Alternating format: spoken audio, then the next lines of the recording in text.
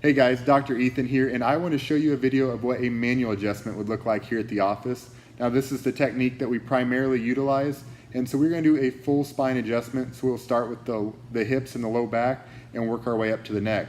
Feel free to ask any questions that you may have, and we'd be happy to answer those for you.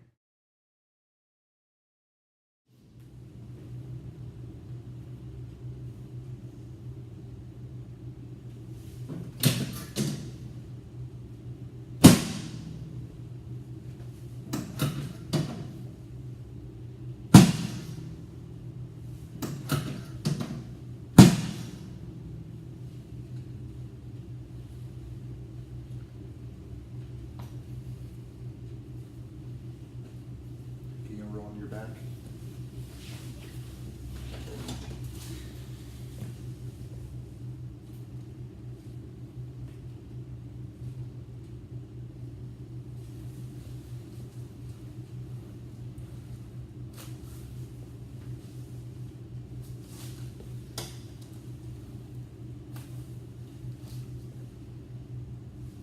All right, thumbs up.